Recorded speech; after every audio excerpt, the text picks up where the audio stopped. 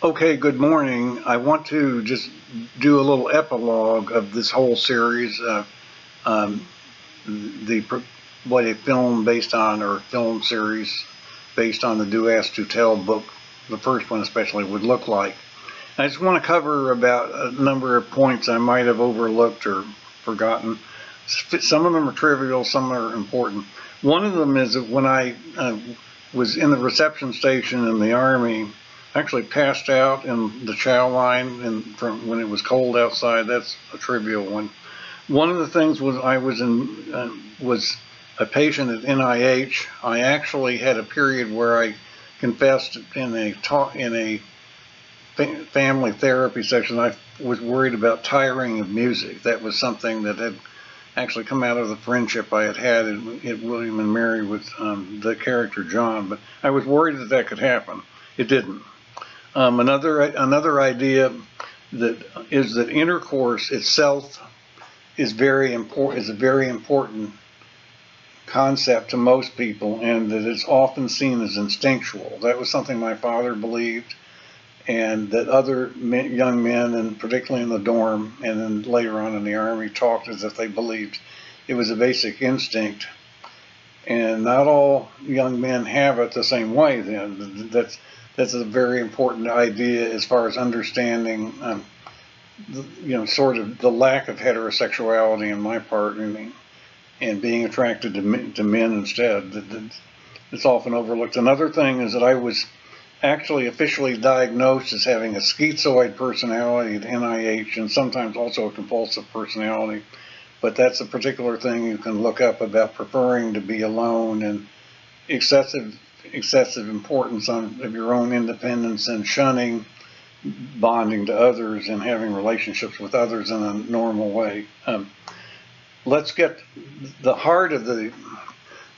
I didn't talk about the last two chapters of the first book very much, and they were not. They were sort of like the epistles. They weren't narrative chapters like the Gospels or something. That is, if you want the analogy. The fifth chapter, Telling with Pride and Fending for Yourself, 1997, was about libertarianism, about keeping the government out of personal values and family life, but yet recognizing that for most people, balancing being an individual with being part of a group hangs a lot on how they participate in family life, and in many cases being able to have a family as an adult.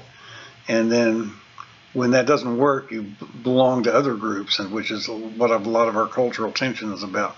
In the workplace, it was true that that even though there was a lot made of marriage, and we were starting to talk about gay marriage.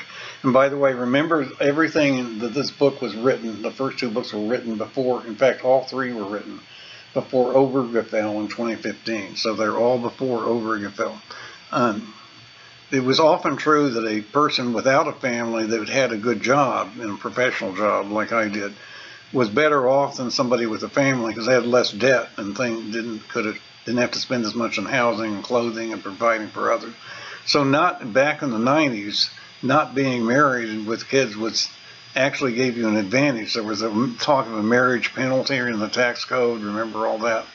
So that was that chapter. And then chapter 6 proposed a couple of constitutional amendments. One of them was about gay marriage, and that's obsolete because of Obergefell. Remember, this was 18 years before Obergefell. And the other one was sort of a Bill of Rights too, which is an idea that I would take up in the second book, the third chapter, launching a Bill of Rights true when liberty is stressed. So that's something I would continue, and that was sort of popular in libertarians around the year 2000. That was popular before 9/11 happened. And things like 9/11 and like the pandemic and the lockdowns and everything can challenge that.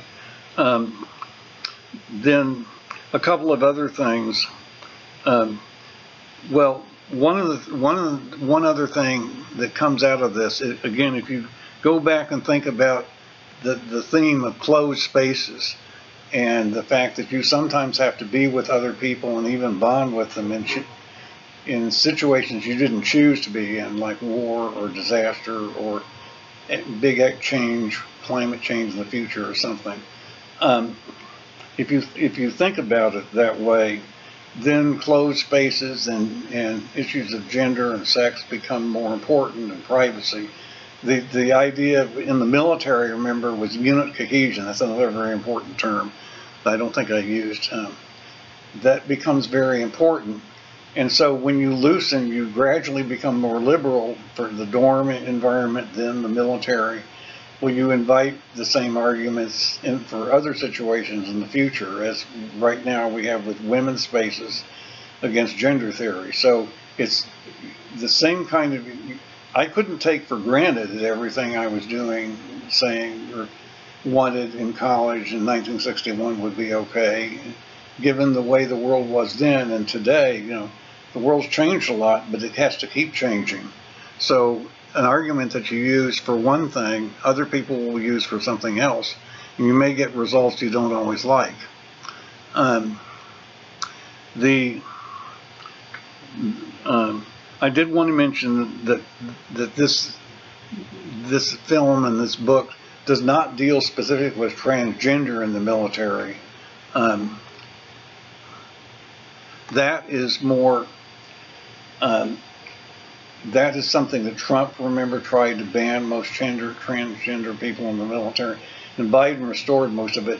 Generally, my understanding is you have to have transitioned and be stable to serve, but there's controversy in Congress now about wanting to take away gender care. You can sometimes get transition when you are in the military, or Congress wants to take that away, and this latest defense bill that just came out in the news, and everybody's upset about it, and everybody's crying wolf about it and everything, but that was one of the things.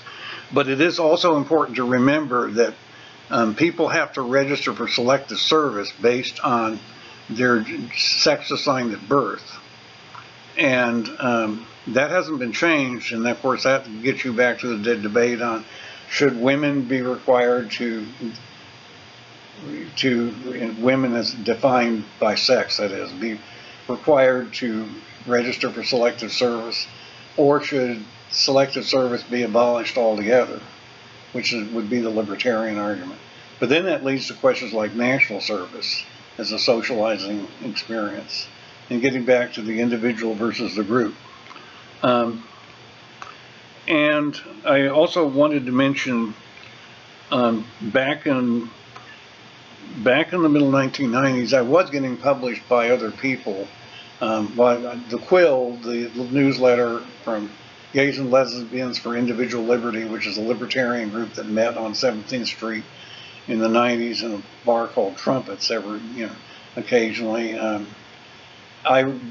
We had a newsletter, and I wrote some articles in that, and I eventually became the editor of it myself in 1995. And I also got published in Ground Zero News, which was in Colorado, and that's because you had I think it was Amendment 2, which then the Roman versus Evans case. Remember I mentioned that. There was another proposal like that in Oregon in 1992, as I remember, that I remember talking to Joe Steffen about when I met him at the book signing in 1992. But that's essentially what I've got to wrap everything up. I'll probably think of other things and put them in the notes or either comments or the notes in the individual pieces. And you can also look on you can look at the playlist on my YouTube channel, and you'll find another playlist for the professional video, and in that playlist you'll also see the iUniverse video in the playlist, which I made in March. It's a 2.5-minute video where I state my argument about closed spaces and and being part of a group versus being an individual very succinctly. And it's very well edited, and I would encourage you to look at that after this. Just go look at the playlist and you'll see it. And I do thank you for listening to this video. There will be other sequences, and other films, film proposal sequences in the future. But I thank you for your attention to this.